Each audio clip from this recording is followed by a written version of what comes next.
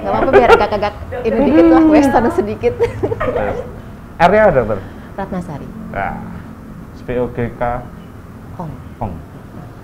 Spesialis obstetrik ginekologi, konsulen onkologi, Magister Kesehatan. Luar biasa. Biasa di luar, Dok. Jarang ketemu, nah secara pekerjaan jarang ketemu dokter forensik. Iya, nggak pernah.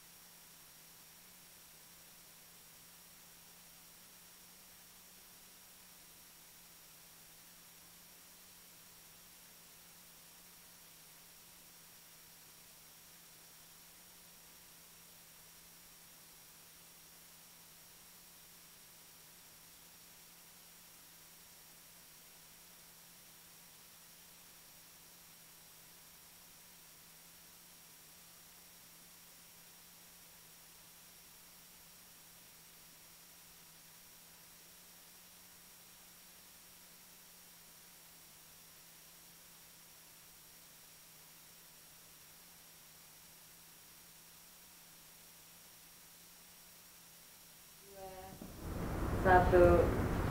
Oke. Ya, selamat pagi Sobat Muarti dimanapun Anda berada. Bertemu lagi dengan kami di sini dalam acara Muarti Way. Ya, mudah-mudahan kita semua dalam keadaan sehat dan bahagia. Baik, untuk pada kesempatan hari ini saya Dr. Novianto Adinugroho dari bagian forensik dan narasumbernya adalah Dr. Afi Angelia, SPOG, spesialis obstetrik ginekologi, konsulan onkologi, magister kesehatan. Selamat pagi, dokter. Pagi, dokter. Selamat Iya, pagi. sehat, dokter? Sehat, alhamdulillah. Ya, kali ini kita akan membahas tentang kanker ya, Dok, ya. Kanker pada organ reproduksi, ya, terutama wanita. Ya. Terutama wanita, betul. Karena pasiennya dokter Afi ini adalah 99% wanita. 100%. Oh, 100%. Nggak ada satu pun laki-laki ya, Dok? Kalau laki-laki beda ruangan nanti. Oh iya. Baiklah, dokter ya. Para sobat muat yang terutama wanita, ya, mohon disimak baik-baik ini ya. Materinya sangat-sangat sensitif. Ya, baik dokter, kenali jenis kanker yang menyerang organ reproduksi. Apa saja sih dokter untuk kanker yang ada di organ reproduksi wanita itu? Kalau bilang kanker organ reproduksi, hampir semua organnya bisa jadi kanker, dok. Oh gitu. Semuanya, dok. Antara lain, dok. Kalau kita bilang organ reproduksi wanita ini ya, dok, ya kan ada yang di dalam, ada yang di luar. Di bagian dalam itu ada rahim, ada indung telur, ya, ada mulut rahim, mulutnya rahim, sama vagina. Nah, itu semuanya bisa jadi kanker. Termasuk, maaf, ada yang terlewat saluran telur.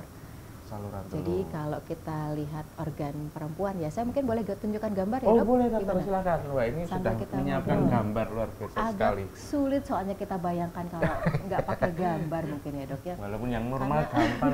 Ya, kayak yang tampak kan dari luar aja soalnya. Yang di dalam itu hanya bayangan-bayangan saja.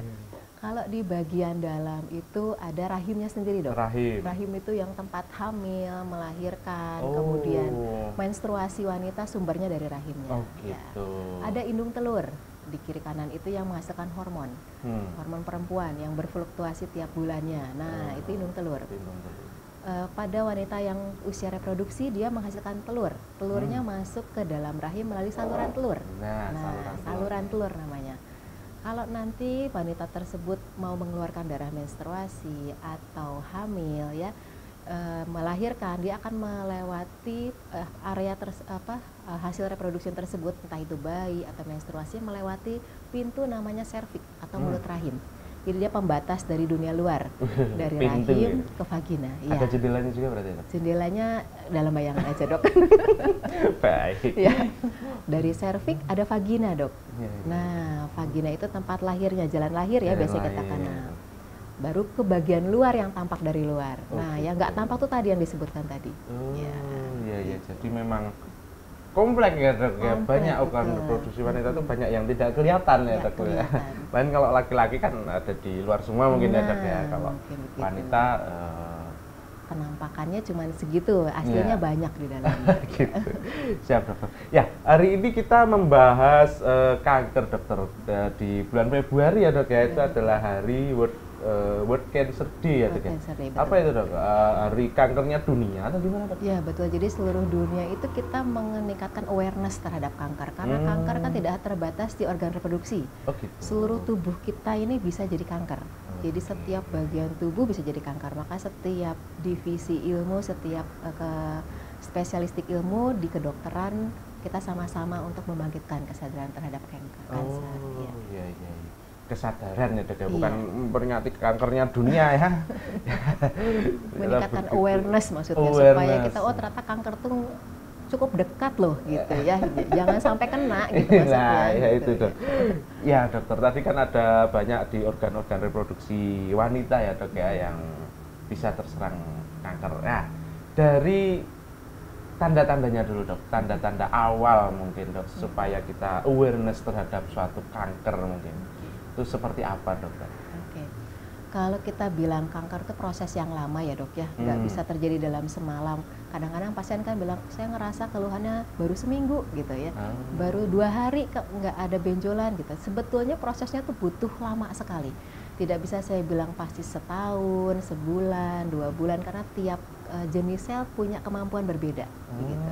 Jadi dia prosesnya cukup lama, dari mulai berubah dari normal terus mulai nggak normal itu lama sekali, sehingga untuk menimbulkan gejala ini juga butuh waktu gitu. Seringkali kita kelewatan, tahu-tahu sudah besar, sudah ada masalah di tempat lain, baru ketahuan. Ada beberapa jenis kanker yang mungkin kita bisa deteksi sejak awal. Belum ada gejala, tapi sudah ketahuan. Gitu. Ada juga yang seperti itu. Tapi banyak juga yang ketahuan kalau sudah ada keluhan. Jadi kalau kita bilang awareness, sebetulnya kita harus lihat ritme kita tiap hari. Seperti apa normalnya. Itu dulu pertama. Kalau tiap organnya masing-masing kan punya gejala berbeda, ya dok ya. Yang di luar mungkin tampak kalau ada yang membenjol berbeda. Nah, tapi kalau yang di dalam itu agak sulit. Gimana? Karena kadang-kadang kan rongga perut kita longgar, luas ya. Kalau timbul benjolan masih kecil, mungkin nggak ada keluhan, nggak kerasa. Jadi memang tidak semuanya bisa disamaratakan. Gitu. Jadi tergantung apa yang terkena. Gitu. Agak panjang ya dok ya. Panjang. Kalau mungkin bagaimana tadi dok, saya agak tertarik dengan kankernya itu baru awal tapi sudah terdeteksi dok. Nah itu apa sih dok pemeriksaannya atau rutinitas atau screeningnya awal gitu gimana dok? Mungkin supaya kita tidak bingung, kita coba satu persatu dulu ya dok ya. Kita lihat dari luar dulu aja. Karena banyak ini ya, sekali. Ya. Maaf, mungkin saya kasih alat peraga supaya tidak bingung. Nah, ini namanya bibir kemaluan tadi, yang di luar dok. Yang di luar itu bibir kemaluan. Jadi biasanya kita bisa lihat tuh ada sesuatu yang berbeda di situ. Ya kalau kita bilang bibir kemaluan ada curiga, belum tentu kanker, tapi curiga ada sesuatu, jangankan itu kanker atau yang lain-lain, kita bisa periksa karena ketahuan ada benjolan. Dia tugasnya kan untuk melindungi bagian ginekologi di dalam, bagian organ-organ di dalam. Kemudian juga berfungsi terkait fungsi seksual. Kalau kita dalam buang air kecil juga dia ikut berperan tuh. Jadi biasanya keluhannya sekitar situ tuh. Pada waktu hubungan seksual mungkin terasa ada yang berbeda, nyeri, berdarah, mungkin ya ada yang membenjol di situ, atau buang air kecilnya jadi ngilu, nyeri gitu. Belum tentu tumor vulva, belum tentu kanker bibir kemaluan, tapi ada baiknya diperiksakan, betul. Jadi kalau lihatnya gejala awal mungkin salah satunya kita sudah identifikasi di situ tuh. Ada benjolan mungkin, nyeri ya, atau ada yang keluar nggak normal lah, berdarah-berdarah misalnya, padahal biasanya nggak berdarah. Nah, gitu dong. Kita mulai dari situ. Yang dari vulva, paling sering ngomongin masalah screening itu biasanya kita ngomongin serviks dok.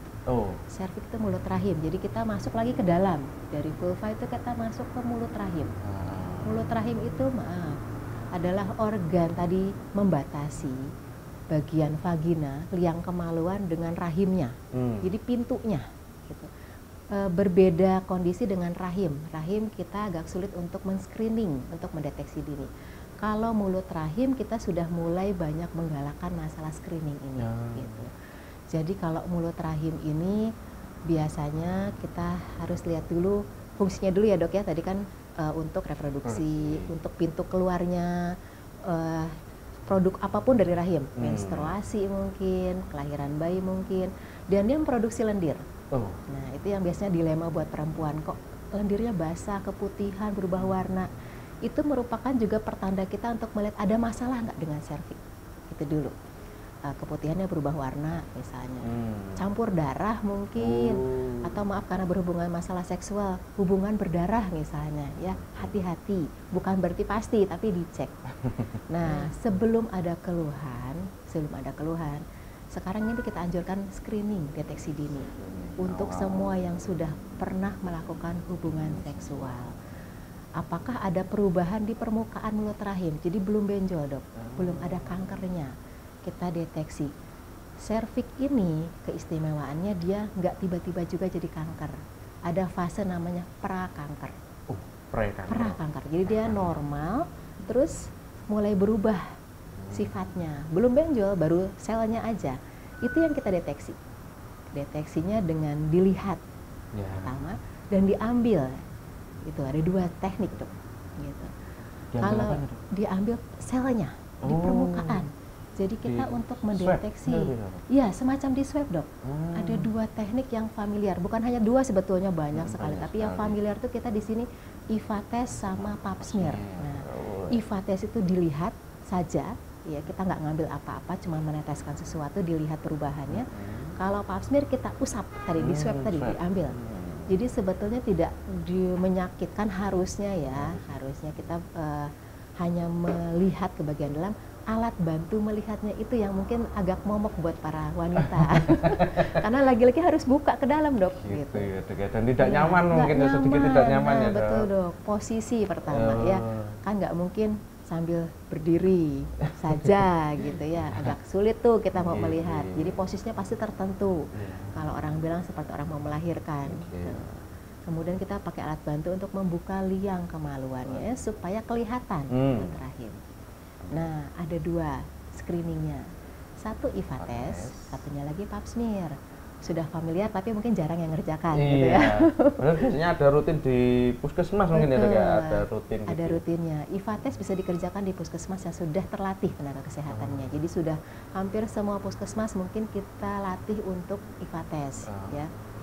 Itu dibuka, dilihat, diteteskan cairan asam asetat dengan konsentrasi tertentu, terus dilihat perubahannya. Jadi yang tadinya normal mungkin bisa dikatakan ada perubahannya. Nah, itu ketahuan ada prakanker biasanya. Harapannya sih normal, nggak berubah apa-apa. Kalau pap smear, kita buka, kita usap. Kita oleskan di slide atau kita masukkan dalam cairan khusus, kita kirim ke lab. Jadi biasanya butuh waktu prosesnya. Rata-rata beberapa hari untuk pengolahan baru kita bisa baca. Nah, itu namanya deteksi dini dulu. Ketahuan sebelum. Tapi yang meriksa itu cewek kan? Jadi ya itu, Dok, ya sebetulnya sudah banyak sekarang tenaga kesehatan wanita ya yang bisa melakukan. Kalau IVA test rata-rata yang mengerjakan bidan atau dokter umum di puskesmas dan sebagian besar kita wanita. Ada yang cowok, ya, bidan nggak ada yang cowok, betul, Dok.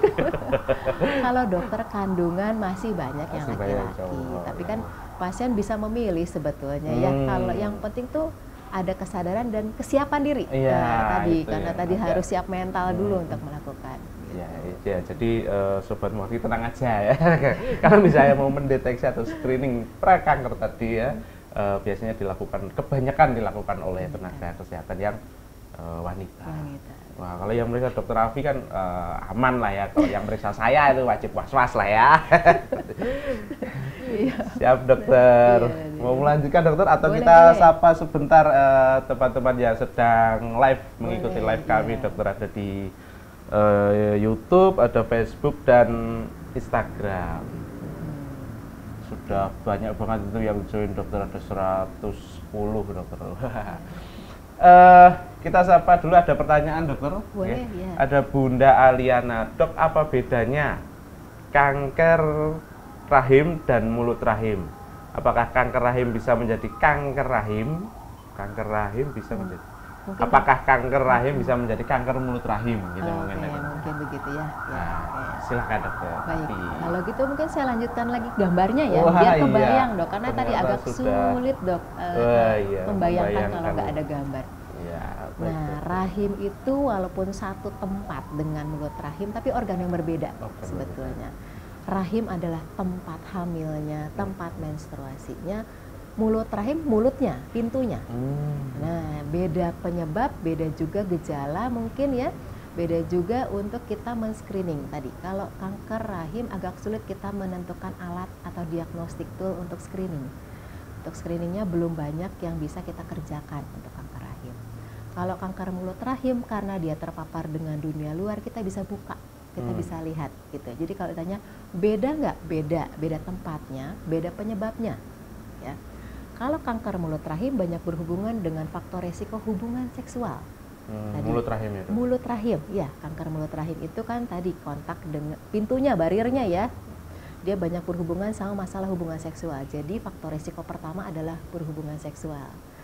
Apakah dia mungkin sudah cukup lama nih waktunya berhubungan seksual, karena mungkin pertama kali berhubungan usia muda, mungkin menikah usia muda bisa juga ya. Termasuk betul. Tidak terbatas pada yang pasangannya ganti-ganti. Semakin banyak pasangan, resikonya makin besar. Semakin ya? Ganti pasangan ya, Dok? Betul. Waduh. Tapi bukan berarti yang pasangan satu nggak punya resiko, Dok. Nah, itu makanya perlu screening. Karena kanker mulut rahim, faktor resikonya adalah virus HPV namanya. virus human papilloma virus, bukan HIV ya dok. Kadang-kadang pasien begitu bilang HPV langsung stres, dipikir AIDS gitu ya. Padahal bukan, HPV ini gitu. HPV itu bisa masuk ke dalam, aslinya kan dia di luar tubuh, dimanapun lah kita ketemu virus kan di luar nih. Bisa masuk ke dalam karena hubungan seksual, makanya faktor utamanya adalah hubungan seksual. Semakin banyak perilaku seksual yang tidak baik, semakin tinggi resikonya. Tapi dari kita berhubungan seksual pertama pun sudah punya resiko. Makanya perlu screening. Kalau kanker rahim beda lagi. Kanker rahim ini tidak banyak berhubungan sama masalah hubungan seksual tadi, faktor mekaniknya, tapi fungsinya karena dia berhubungan sama masalah hormonal. Tiap bulan dia dipengaruhi hormon untuk menstruasi atau karena masalah kehamilan ya. Itu lebih banyak dipengaruhi masalah hormonal. Gitu. Tidak mutlak, tapi sebagian besar dari kanker rahim biasanya faktor resikonya berhubungan sama hormon. Obesitas, ya, DM, gitu dok. Infertilitas mungkin, tidak semuanya lagi ya dok ya, infertilitas, hipertensi, faktor-faktor yang sifatnya sistemik. Jadi di seluruh tubuh penyakitnya berlangsung, nah dan mempengaruhi mungkin hormonal atau masalah hormon yang menyebabkan dia imbalance, tidak seimbang. Padahal kan kita butuh imbang nih, ya. Nah itu ketidakseimbangan itu yang kadang-kadang mempengaruhi proses di dalam rahim sehingga punya potensi berubah lama-lama jadi kanker. Kalau kanker rahim jadi kanker mulut rahim atau sebaliknya, biasanya prosesnya namanya metastasis, penyebaran. Jadi selnya sumbernya satu, entah rahimnya atau mulut rahimnya. Dulu bisa salah satu. Betul, dulu ya. Salah satu dulu. Pada proses lanjut dia bisa menyebar karena dia tempatnya berdekatan. Dari mulut rahim bisa menyebar ke rahim atau dari sebaliknya dari rahim sampai ke mulut rahim. Beda tapi bisa ditemukan pada saat yang bersamaan kalau pada kondisi metastasis tadi, penyebaran. Iya. Jadi memang ya agak istilahnya kalau dari kanker, penyebab kanker apa loh kok saya tuh sehat kok tiba-tiba kena kanker ya, kadang-kadang seperti itu ya. Betul. Nggak mungkin kanker dari mana, turunan saya juga nggak punya gitu kan dok. Nah itu sebenarnya untuk kanker sendiri tuh apa selain apa dokter HPV tadi dokter, selain dari luar, virus dari luar yang masuk ke dalam, apakah ada dari turunan dokter? Ada juga. Jadi kompleksnya kanker itu kita tidak bisa sama ratakan untuk semua jenis kanker dok. Ya. Pada prinsipnya kalau kita punya sel normal, ya dalam tubuh apa kita normal nih, hidup kita sehat, semuanya sehat. Kita minimalisir paparan yang mungkin bisa selnya berubah gitu kurang lebih ya. Tetapi kan tidak mutlak hanya tadi hidup sehat tadi. Gitu. Kita harus lihat ada faktor risiko lain seperti kanker serviks. Kalaupun kita makanannya bagus, mungkin yang lain bagus, tapi terkena virus HPV, nah, banyak faktor yang mungkin bisa bikin dia berubah. Ya. Imunnya dulu nih, pas imunnya lagi nggak bagus, HPV-nya menetap, terus berubah di situ. Atau faktor lain tadi, ternyata walaupun pola hidupnya bagus, perilaku seksual kurang baik misalnya. Jadi kan tidak mutlak satu hal saja, termasuk tadi turunan. Kelihatannya saya sudah makannya bagus, semua bagus. Kebetulan genetik kankernya cukup kuat di keluarga ya. Ada beberapa kanker yang memiliki gen turunan. Jadi seperti kanker payudara, kanker rahim dan kanker indung telur. Ada beberapa tipe, tidak semuanya dok. Ada beberapa tipe yang terkait dengan gen tertentu.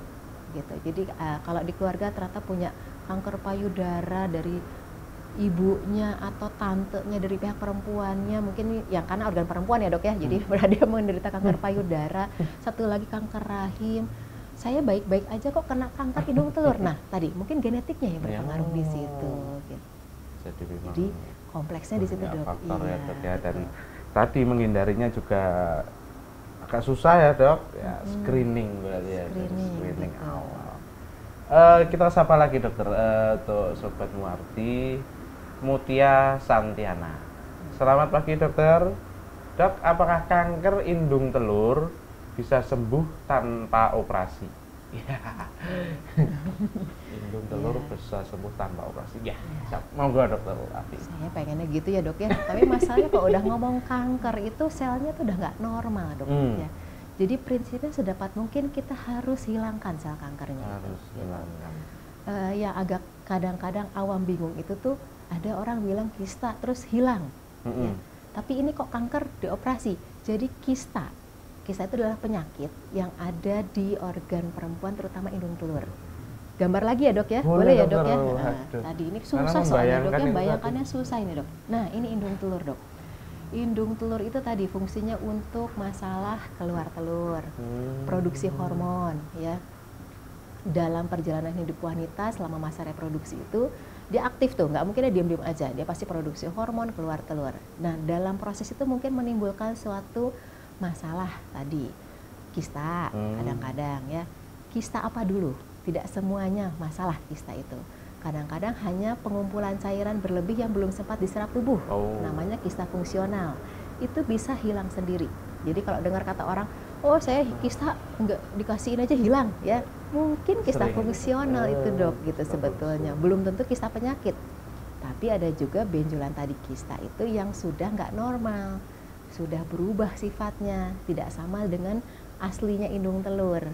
Nah bisa jinak, bisa ganas. Ya. Apapun itu, kalau dia sudah nggak normal, sulit kita mengharapkan untuk hilang tanpa operasi. Sulit ya dok ya.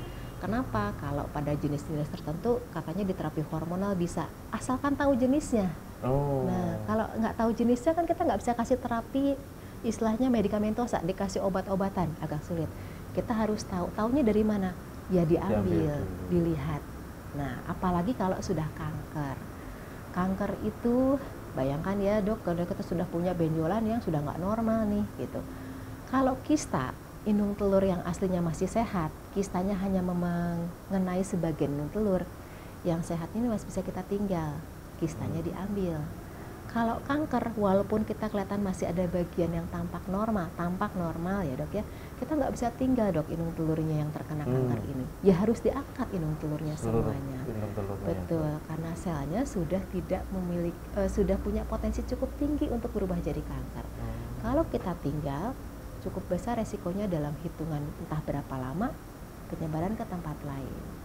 Ditambah prosedur operasi kanker indung telur itu lebih rumit, tidak hanya ngangkat organ yang terlibat. Seringkali membutuhkan seluruh organ kandungan diangkat, seringkali. Jadi tergantung kasus per kasus. Jadi kalau bisa nggak sembuh tanpa operasi, operasi biasanya merupakan malah salah satu terapi utama kita untuk kanker indung telur. Kanker ya dok ya, bukan kista, kanker indung telur gitu. Ya, jadi maaf dok, kalau diambilin seluruh organ reproduksi berarti untuk mempunyai anak sudah tidak bisa lahir. Betul. Ya. Pada kasus tertentu kita butuh seperti itu ya. Baik dok ya. Tadi dok, biasanya itu kalau sudah di vonis kanker gitu dok, takut dok. Ya pasti takut ya dok ya. Dok, pasti takut. Sebenarnya bisa sembuh nggak sih dok? Oke. Bisa sembuh nggak gitu ya? Kalau sembuh 100% agak sulit saya bilang ya dok ya, gitu. Karena kalau chance kanker itu kita nggak pernah bisa bilang sembuh 100%, karena kita tidak tahu potensi sekitarnya jaringan yang tadi kena kanker itu apakah sudah berubah apa tidak. Jadi potensi kekambuhan selalu ada. Nah tetapi pada kanker yang stadiumnya masih awal, masih terbatas pada organ aslinya, tidak ada tadi metastasis, tidak ada penyebaran ke tempat lain. Dan kalau dilihat di lab itu nanti biasanya kita bisa lihat dok perubahan selnya tuh masih bagus apa tidak. Jadi kita punya beberapa tahapan atau tingkatan perubahan sel. Ya, apakah dia masih menyerupai aslinya atau sudah nggak jelas bentuknya kurang lebih begitu ya. Semakin berubahnya nggak keru-keruan, semakin sulit kita untuk mendapatkan hasil yang cukup baik. Tapi makin bagus awalnya, ketahuan sejak awal, masih kecil benjolannya nggak kemana-mana, harapan untuk lebih bebas tumornya lebih banyak gitu. Jadi kalau dari awal, nah makanya ada screening awal tadi ya dok ya. Kalau dari awal mungkin kita bisa mengusahakan mana saja yang kita diambil ya dok ya di terapi. Kalau prakanker malah kemungkinan sembuhnya lebih besar dok. Pra ya dok ya, karena belum kanker dok. Kalau kanker tetap punya potensi kambuhan. Semakin awal stadiumnya semakin rendah gitu. Bukan berarti nggak bisa, tapi lebih rendah. Semakin tinggi stadiumnya, stadium itu menandakan seberapa luas dia sudah mengenai organ tubuh seorang manusia. Semakin tinggi stadiumnya tentunya semakin besar potensi kekambuhan gitu. Baik dok. luar biasa sekali, mendalam dan jelas. Ya dokter, ya ada pertanyaan lagi dokter dari Sobat Warni. Dok, setelah saya melahirkan anak ketiga, saya steril dari Mega Pristia. Ya. Apakah dengan steril mengecilkan resiko kena kanker rahim, dokter? Oke, kanker rahim ya, kanker dok, ya. rahim sekarang. Kanker rahim, tempat hamil dan melahirkan tadi. Memang tadi rahim itu berhubungan sama masalah reproduksi, kehamilan, menstruasi. Yang disteril itu adalah saluran telur, dok, tuba tadi. Dari indung telur mau masuk ke rahim, yang diikat atau dipotong itu adalah salurannya. Ya. Jadi efeknya steril adalah tidak hamil karena tidak ada kesempatan dari sel telurnya ketemu sama sperma. Ya. Tapi hormonnya kan masih jalan. Nah, jadi tergantung lagi nih dok, tergantung lagi. Apakah punya faktor risiko? Faktor risikonya tadi, mungkin satu yang pertama ada keluarga, ada turunan apa tidak. Tidak mutlak 100% ya, tapi ini cukup besar nih. Kemudian punya obesitas apa enggak? Indeks massa tubuh kita berlebih apa tidak? Kemudian apakah ada penyakit hipertensi, darah tinggi atau gula gitu. Nah, kalau misalnya faktor-faktor tersebut bisa kita kendalikan, dalam artian tidak ada nih faktor risiko di keluarga. Kemudian saya tidak punya penyakit-penyakit seperti tadi, berat badan tubuh saya cukup ideal, dan fluktuasi hormonal saya relatif normal, ya, cenderung biasanya tidak terlalu besar resikonya. Ya. Kalau dibilang 0% agak sulit, ya tadi faktornya banyak banget dok soalnya kita. Tapi kalau secara resiko tadi bisa kita kendalikan lebih rendah. Awareness tadi ya dok ya. Awareness, betul. Harus bagaimana? Yang tahu orang, yang kita punya, yang kita rasakan. Dokter bisanya melakukan pemeriksaan. Keluhan berdasarkan keluhan ya dok. Betul, ya. Ya, baik dokter, luar biasa. Mungkin ada keterangan lagi dokter mau melanjutkan untuk suatu. Oh, oke. Sebetulnya nggak banyak yang saya sampaikan sih di slide-nya, menggambarkan saja ya. Jadi kalau tadi ditanya, duh, terus kapan dong? Kok pokoknya semua serba nggak jelas, gejala nggak jelas gitu ya, terus faktor resiko ya banyak banget gitu. Sebetulnya satu, kita harus lihat dulu, ini memang makanya awareness itu tuh kita dalam bentuk memberikan edukasi ya. Karena saking banyaknya kanker, seringkali kita berikan per organ. Kanker serviks kita beritahu kanker serviks, kanker rahim. Dan mungkin sekarang sudah zamannya terbuka ya dok ya, kan banyak tuh kita baca-baca di media sosial mungkin atau di internet mengenai kanker tersebut. Hanya yang bikin galau kadang-kadang jadi malah berlebihan, overthinking nih ya. Semua dipikir ya kanker lagi jadinya saya. Kantong kering ya dok. Kantong kering. Nah tadi gejala langkah pertama adalah kita yang tahu sebetulnya dengan tubuh kita seperti apa, fungsinya dulu gitu. Jadi kalau namanya bibir kemaluan itu adalah pelindung dari organ dalam ya. Ada terasa sesuatu yang membenjol, gatal nggak sembuh-sembuh kan nggak normal itu dok ya. Keluar cairan, keluar darah nggak normal. Periksakan, karena tadi di rumah tidak bisa menyelesaikan masalah. Gitu. Kalau kita di organ wanita itu normalnya menstruasi itu sebulan sekali, gitu. Jangka waktunya lebih kurang rata-rata semingguan. Jumlah darahnya juga tidak menyebabkan kita pingsan, tidak menyebabkan kita kurang darah, gitu. Nah, kalau di luar itu kebiasaan itu sebaiknya diperiksakan. Gitu. Termasuk kalau hubungan dengan suami harusnya nggak berdarah, kok ini berdarah, gitu. Kok ini keluar cairan yang bau ya, nggak kayak biasanya. Kan kita yang tahu dok. Nah itu gejala-gejala yang di luar kondisi normal harian kita, segera datang. Atau di perut, yang agak lebih sulit itu di perut dok. Kalau di perut itu kan tadi dinding lemak kita aja karena beda-beda ya, rongga kita juga besar. Benjolan di perut itu kadang-kadang tidak terdeteksi dalam kondisi awal. Kista seringnya ketahuan kalau USG, kalau nggak USG nggak ketahuan, nggak kerasa apa-apa. Begitu USG banyak keluhan langsung kan rasanya ya. Nah itu memang agak sulit tadi. Faktor resiko kita ada nggak? Semakin kita punya banyak faktor resiko di keluarga kok banyak seperti ini, sebaiknya kita rajin periksa. Rajin periksa dulu. Rajin periksa dok. Kalau istilah general check up. General check up ya. Karena tidak mesti tiap bulan, enggak. General check up itu kan berjangka waktu cukup lama. 6 bulan ada yang 1 tahun gitu ya dok ya. Iya, tergantung tadi faktor resiko kita seperti apa sebetulnya. Dan apa yang dirasakan. Apa yang dirasakan. Ya. Baik dokter, ya ada pertanyaan menarik lagi dokter. Dok, untuk pemasangan IUD yang kurang steril, apakah juga bisa menjadi peluang menularkan virus HPV? baik dok. Dari Buyung Hai, waduh. Kayak sarapan dok. Iya dok. Enak ya. Oke, kalau apapun itu ya senamanya nggak steril masuk ke dalam tubuh ya punya resiko sih dok ya sebetulnya ya. Gitu. Bukan cuma virus HPV, bakteri ya bisa, jamur ya bisa. Tapi saya rasa kalau pemasangan IUD-nya dikerjakan di fasilitas kesehatan pasti sudah memperhatikan ya, dok, masalah ya. sterilitas. Iya. Nah, sekarang kita ngomong masalah virus HPV tadi, jadi kalau kompleksnya begitu. Kan khawatirnya tadi mungkin dari, saya nggak tahu nih emas apa mbak ini ya, karena pasang IUD ya betul, pasang IUD terus jadi kanker serviks begitu mungkin dalam pemikirannya. Sebetulnya IUD itu masuknya ke dalam rahim, virus HPV nempelnya di mulut rahim, ya. Dan tidak serta-merta virus HPV nempel langsung jadi kanker tuh enggak dok, itu. Virus HPV itu banyak sekali jenisnya dan tidak semuanya bikin kanker. Ya. Dari berbagai tipe virus ada beberapa yang kita sebut sebagai high risk type, tipe yang resiko tinggi untuk menyebabkan dia berubah jadi kanker. Dan nggak tadi serta-merta atau bahasa sekarang ujuk-ujuk gitu ya, ketempelan langsung berubah kanker, nggak juga, butuh beberapa faktor. Tubuh itu sudah didesain sama atas pintar ya dok ya sebetulnya. Karena virus dia akan kenali dulu, oh benda asing nih, dieliminasi oleh tubuh. Dalam kondisi tertentu, virus yang menetap nggak bisa disingkirkan oleh tubuh.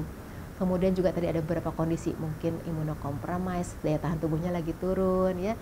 Dia punya kesempatan untuk masuk ke dalam lapisan terdalam dari serviks.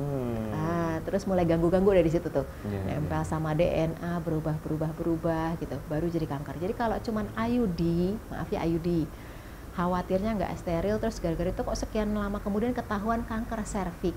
Sebetulnya secara chance kecil kemungkinannya gitu ya.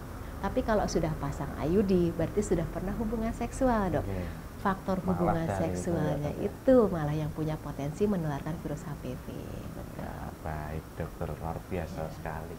Ya IUD-nya nggak masalah ya, cuma ya jadi teringat dokter masalah KB dok. Biasanya untuk apa namanya itu suntik KB terutama untuk yang hormonal itu apakah juga meningkatkan risiko? Kan katanya kalau ada ibu-ibu ya disuntik KB itu terus wah nanti kanker ya itu dokter, atau mungkin sudah ada sel kankernya kayak dikasih makan gitu kalau hormonnya. Nah itu bagaimana dokter? Jadi gini ya, nggak mungkin dong Badan POM atau di seluruh dunia dibolehin KB kalau misalnya bikin kanker ya, prinsipnya begitu sebetulnya. Tidak mutlak masalah KB-nya yang bikin kanker seperti kata dokter tadi, nggak mutlak masalah KB-nya. Sudah ada potensi dari selnya sendiri. Kebetulan mungkin menggunakan KB ya. Contoh tadi KB suntik pun ada yang tiap bulan, ada yang 3 bulan sekali. Bekerjanya macam-macam dok. Intinya dia mempengaruhi hormon supaya sel telur nggak keluar, gitu. Efeknya apa? Nggak hamil, tapi buat tubuh harus ada penyesuaian terhadap kadar hormonal. Dalam kondisi wanita tersebut tidak banyak faktor resiko sebetulnya, selnya baik-baik saja, ya. Tidak banyak pengaruhnya dok sebetulnya untuk pemberian KB hormonal. Tapi untuk wanita-wanita tertentu yang sudah punya, kalau bahasa orang bakat gitu kali ya dok ya, tadi faktor resikonya cukup tinggi di keluarga, dia sendiri mungkin obes, dia sendiri mungkin punya DM gitu, selnya sendiri mungkin sudah rentan terhadap perubahan.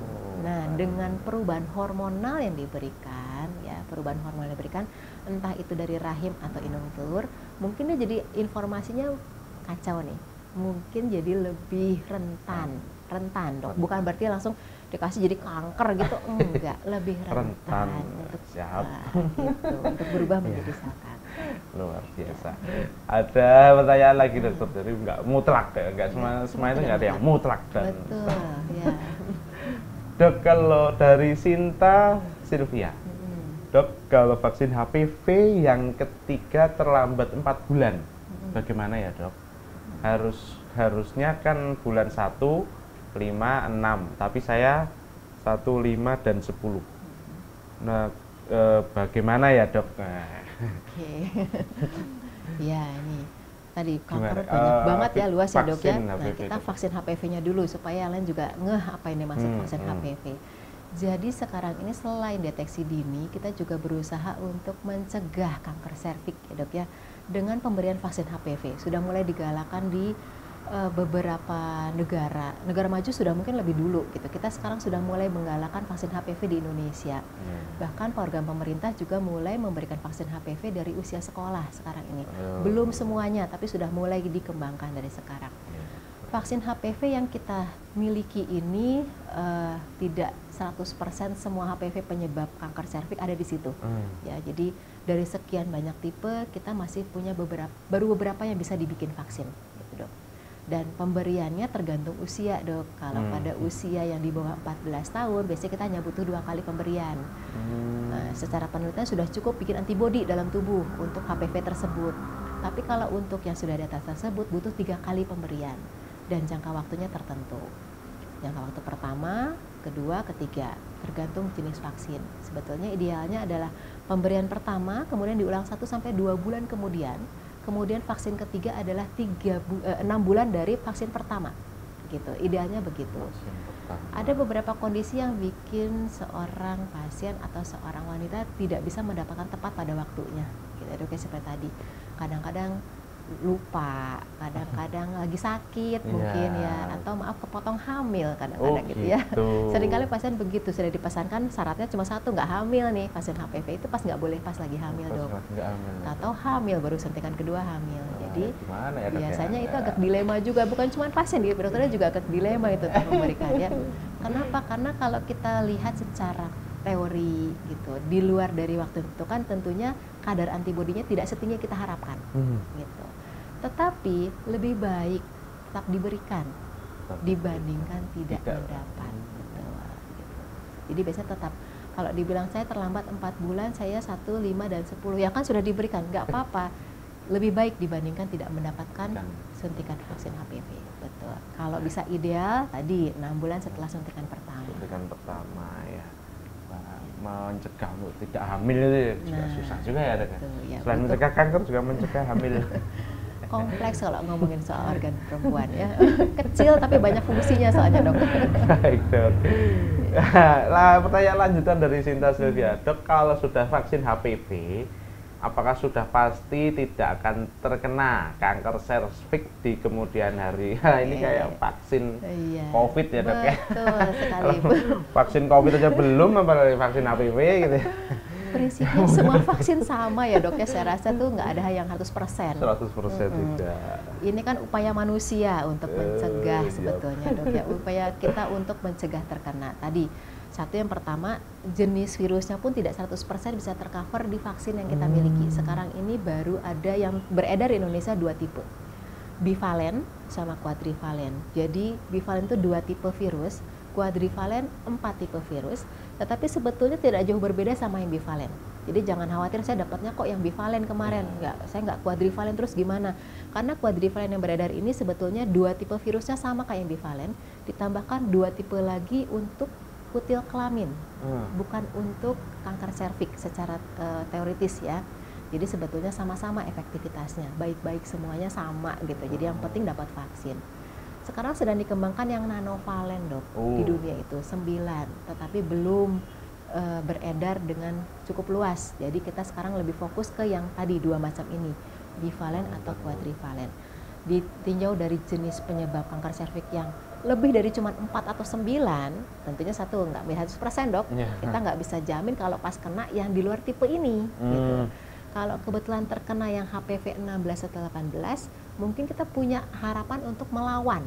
Ya, jadi kemampuan kita yang tadi tubuh sudah punya kemampuan melawan, ditambah memori dari vaksin tersebut untuk makin kuat melawan. Jadi chance-nya lebih rendah.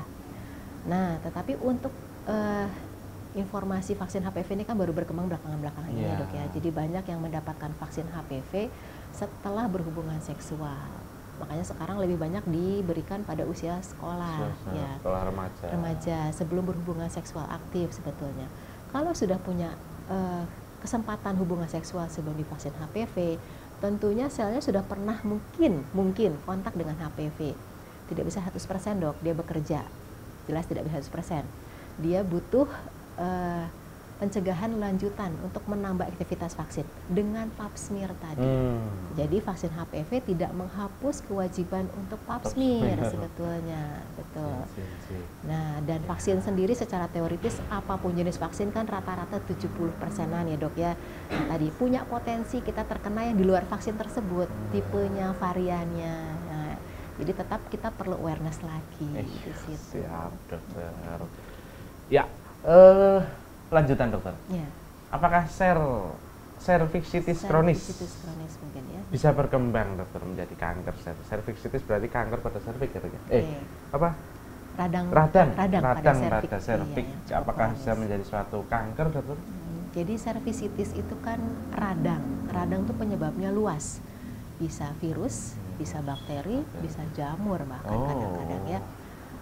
Kalau dari penyebab masing-masing, bakterinya sendiri nggak bikin kanker, dok. Sejauh ini belum ada penelitian yang bilang bakteri itu bikin kanker. Jamur juga begitu. Virus pun yang berhubungan erat ini HPV. Ya, virus lain belum ditemukan hubungan eratnya dengan kanker serviks. Mungkin dengan perkembangan zaman saat bisa berubah informasi ini. Tapi radang kronis ini bisa bayangkan ya, kalau kita radang itu kan permukaan itu lebih rentan, lebih gampang, lecet lah kalau bahasanya. Nah, dengan radang tersebut itu memudahkan kalau ada virus HPV masuk ke dasar dari serviks tadi yang saya ceritakan. Jadi dia butuh kalau bahasa medis mikrolesi, luka sedikit saja gitu ya, nggak kelihatan bahkan dengan mata, untuk menyebabkan dia membuka barirnya, membuka pertahanan tubuh. Jadi virusnya bisa masuk, nempel ke dasar dari sel dan berinteraksi dengan sel di situ, terus bikin kacau tadi. Nah, kalau cervicitis kronis tadi permukaannya kan nggak bagus, resiko untuk kontak HPV dan masuk ke sel basalnya itu lebih besar. Sehingga apakah bisa berkembang? Bisa, tapi penyebabnya tetap butuh HPV. Tetap ada faktor HPV-nya di situ. Cervicitis kronis menambah resiko. Menambah resiko ya dokter. Ya. Wah, luar biasa sekali. Ya ini virus HPV itu masuknya dari mana saja kayaknya sudah dijelaskan tadi ya oleh Dokter Afi. Dokter Afi, kan sekarang ada di Rumah Sakit Dr. Muardi ya dok ya? Iya, betul. Apa upaya dokter, Rumah Sakit Dr. Muardi ini dalam aware terhadap suatu kanker, dokter, terutama organ reproduksi? Terutama organ reproduksi ya. Jadi kita ini kan merupakan rumah sakit rujukan tipe A. Rujukan tipe A. Jadi sebagian besar kasus yang mungkin berhubungan dengan kanker, selama tidak ada ahli kanker di tipe-tipe di bawah rumah sakit tipe A, pasti akan sampai ke sini. Itu yang pertama. Kita akan berusaha untuk mendiagnostik sejak awal dan memberi terapi sedapat mungkin sejak awal untuk mencegah tadi ketahuannya terlambat. Jadi kalau udah ada benjolan dari awal, ketahuan nih diagnosis dari awal dok, ini benjolan kanker apa bukan? Kita terapi dulu. Sudah ada beberapa fasilitas di sini yang kita miliki. Kita sudah punya ahli patologi anatomi yang membantu kita membaca sediaan dari biopsi mungkin, dari operasi, apakah benjolan tersebut merupakan kanker. Kalau kanker, ya kita sudah punya beberapa modalitas istilahnya di sini. Modalitas dulu ini masih terbatas kanker dulu dok ya, belum ke preventif ya dok. Jadi kanker itu kan terapinya secara umum adalah operasi. Kemudian kemoterapi dan radioterapi, tergantung jenis kanker. Tidak semua bisa disamaratakan. Kita sini lebih fokus untuk mengobati pasien sesuai dengan standar. Ya, jadi kita mungkin perlu operasi dulu, dilanjutkan dengan radioterapi, dengan kemoterapi. Kalau diperlukan, tidak semuanya harus berrangkaian seperti itu. Dan bersamaan dengan ahli-ahli lain, mungkin perlu ahli gizi, perlu ahli dari bedah urologi, karena seringkali tadi kanker berkembang ke organ lain. Ya, jadi kita bekerja sama dengan beberapa ahli di bidang masing-masing yang mungkin berhubungan dengan kanker ginekologi. Itu untuk kankernya sendiri. Nah, untuk mencegah, kita berusaha untuk meningkatkan kepedulian masyarakat. Kita bekerja sama dok dengan beberapa fasilitas kesehatan primer ya, di Karesidenan Surakarta. Yang paling banyak kita kerjakan saat ini berhubungan dengan kanker serviks, karena itu kejadiannya sangat tinggi di Indonesia dan banyak ditemukan di kondisi lanjut. Ya. Pertama, beberapa vaskes primer ini kita latih dok untuk IVA test. Ya. Tentunya kemarin ini program Kemenkes awalnya dok, program Kemenkes, kemudian kita bekerja sama dengan fasilitas primer puskesmas ada beberapa puskesmas yang sudah di drop alat krioterapi namanya, krioterapi untuk mendeteksi, untuk menerapi lesi prakanker setelah ketahuan dari IVA test. Tapi ada beberapa yang tidak bisa dilakukan di puskesmas, gitu. Jadi untuk kasus tersebut akan dirujuk, biasa kita kerjakan pemeriksaan lanjutan, apakah betul didapatkan prakanker, gradingnya seberapa, dan kita terapi sebelum jadi kanker. Tadi kalau prakanker kita masih punya harapan banyak untuk sembuh, ya dok. Nah, fasilitas dari vaskes primer ini juga biasanya kita rutin untuk bekerja sama untuk mengupgrade ilmu supaya nanti para kader-kader, para bidan-bidan itu bisa mengajak masyarakat dan memberi informasi, ya. Bagaimana sih kanker serviks, IVA test itu harus dikerjakan kapan, jangan takut, yang terutama tuh jangan takut. Kalau saya ngomong ke masyarakat langsung mungkin kadang-kadang udah takut duluan ya, jadi biasanya kita merangkul kader-kader dari lebih dekat, mungkin dengan bahasa-bahasa yang lebih familiar ya. Tapi kalau kita nggak kasih pengertian yang baik, nanti informasinya salah. Jadi yang kita rangkul itu adalah tenaga kesehatan di primer, kemudian kader-kader di vaskes untuk kita berikan informasi. Kita ajak untuk sama-sama meraih masyarakat supaya bisa screening. Nah, selain itu juga biasanya kita edukasi langsung ya, webinar dong kadang-kadang ya, kayak kemarin mungkin sudah ada beberapa yang kita beritahu. Tapi karena kasusnya luas, nah tadi tetap kita butuh partisipasi masyarakat langsung. Gitu. Ya. Baik dokter. Pertanyaan terakhir ya dokter. Apakah ada tanda gejala pada genitalia pria dok? Pria yang terinfeksi virus HPV yang bisa langsung diamati. Ini mau seleksi suami kayaknya dok. Betul. Nah ini ya, ini sebetulnya tadi 100% wanita sebetulnya pasien saya ya. Jadi kalau pria itu ada ahlinya khusus sebetulnya. Tapi secara umum saja ya dok ya. HPV tadi ada dua macam dok, dua tipe. Dua tipe. Yang high risk sama yang low risk. High risk itu lebih banyak berhubungan dengan kanker genitalia. Bukan hanya wanita sebetulnya, pria juga, tapi kejadiannya mungkin lebih rendah dok. Karena kalau lihat secara logika anatomi ya dok ya, maaf, punya wanita kan di dalam dok, punya pria di luar. Ya, jadi kesempatan dia untuk berkontak lebih rendah dibanding wanita. Kalau wanita kan di dalamnya nempel aja begitu ya. Pria banyak aktivitas yang mungkin menyebabkan dia terbasuh, hilang. Jadi kontaknya mungkin tidak sebanyak pada wanita. Tidak mutlak langsung pria bebas gitu, enggak ya dok ya. Kalau dia kebetulan kena kontak yang high risk atau ada faktor risiko pada genitalianya tersebut, ada lesi, tadi ada luka, imunnya turun, kemudian perilaku seksualnya nggak bagus. Nah, itu baru. Apakah ada tanda gejala? Kalau untuk yang high risk agak sulit dok, karena biasanya lebih entah kenapa itu virusnya lebih betah di wanita dok dibandingkan di pria.